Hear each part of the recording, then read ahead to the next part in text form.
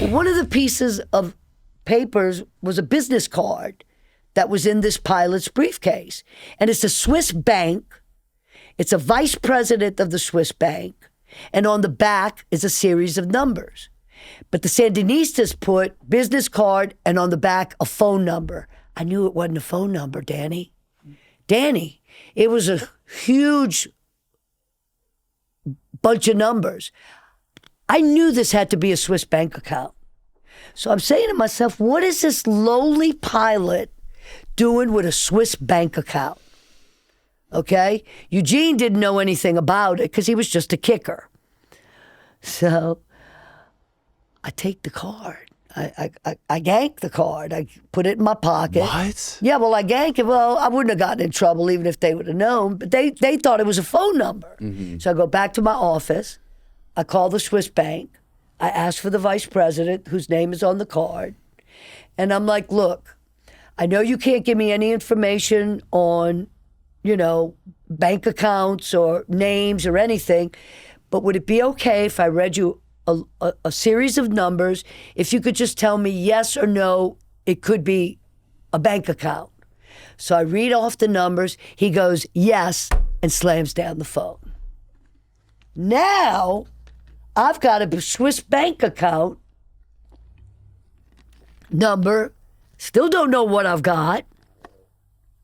Call CBS New York, foreign desk. They get Washington in, Miami in. It's a Swiss bank account. That was how Cookie blew up Iran-Contra. Not a year later, congressional hearings are being held on all the Swiss bank account, the money, what was up with that money. It was to secretly fund the Contras. So yes, I did blow up. So it was the a story. CIA bank account. Well, but they did the smart thing. It wasn't in any government person's name. It was in the pilot's name. No way. Way, dude. Way. Did we ever find any more information about that bank account, like how much money was in it, or? Swiss bank account, no.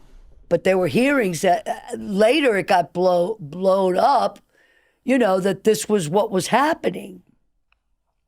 And there was a committee, a commission, and they realized that $30 million had been accrued, but 18 million of it was missing. Of course, that 18 million had been sent to the Contras. Right. And 18 million now is peanuts, but at that time... With the Iran-Contra scandal, I know the story with the hostages, but didn't we didn't we do it through This is how it happened. Israel? This is how it happened. Reagan, there's that hostage situation in Iran, remember? Right. But that's over. So then while Reagan is president, another set of hostages were being held by Hezbollah. Okay? Yes. So Reagan wants to get them out, but we don't have the money or anything to get these guys out. And he said that he won't negotiate with terrorists. He says that publicly. Right. So that's when they come up with the scheme. Let's sell weapons to our mortal enemy, Iran, from already the other hostage situation. Let's sell them weapons. We'll take that money and we'll secretly fund the Contras. So that happens. But they ended up getting more money from Congress than they needed. They got like $30 million. But No, they didn't get money from Congress. Where did they get the money? To fund the Contras. They got the money from selling the weapons to Iran. So that scandal blows up. So Reagan's fucked. So correct me if I'm wrong here. I want to make sure my understanding of it is correct. See, there's two pieces to that. They went through, the Reagan administration went through, this is my understanding, went through the Department of Defense to get funding to pay for the weapons through Israel for Israel to give the weapons to Iran. And they got $30 million. The $30 million was sent through to free those hostages that Hezbollah is holding, okay? Right. But 18 million of the money disappears. Right. Which was later found out that it went to the Contras. So once that's blown up, now Reagan and the government need to come up with another revenue stream. And that's when... Once they burn through the 18 million. everybody finds out Right. publicly. So then that's when somebody comes up with the brilliant idea, hey, let's take these drug dealers away from the DEA and let's let them continue doing their business. We're never going to bust them. They could fly, bring as much coke as they want into this country. And who are these drug dealers? My old buddies from back in the day. So they're allowed to bring in Drugs all this cocaine. From where? From Colombia. Okay. Bring it all in and to their dealers in this country. Main one was my good friend Rick Ross out in L.A. Right. And of course, they didn't know that Rick and crew were then turning the coke into crack. So now the second stream of revenue is coming from the coke that the U.S. government is allowing to come in to this country. What happens to that coke when it gets here is the crack.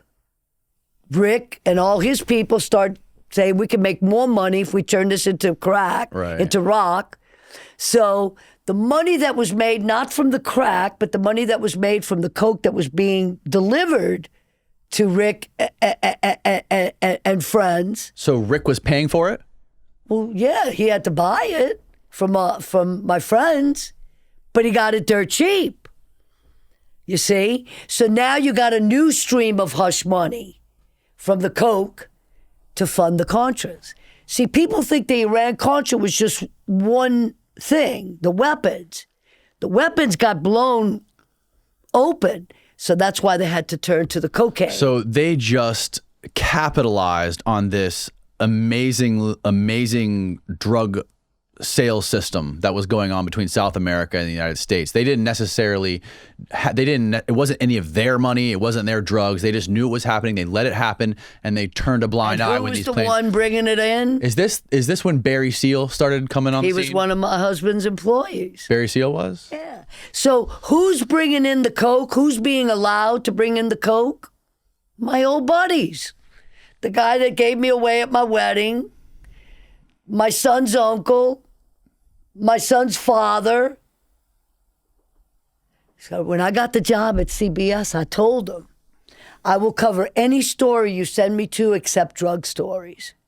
And only one person ever asked me why. Because the rest of CBS, they're like, oh, okay. Only one person said to me, why will you not do drug stories? I said, I got a kind of a shady past. And I didn't want to be one of those people on the other side when they're going in busting the people, because I used to be on the other side.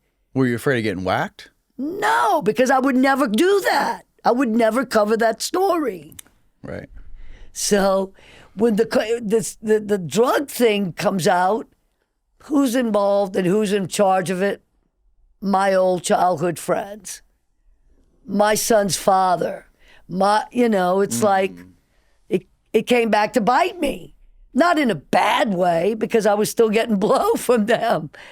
It's like I still had ways of getting anything that I wanted. Yeah.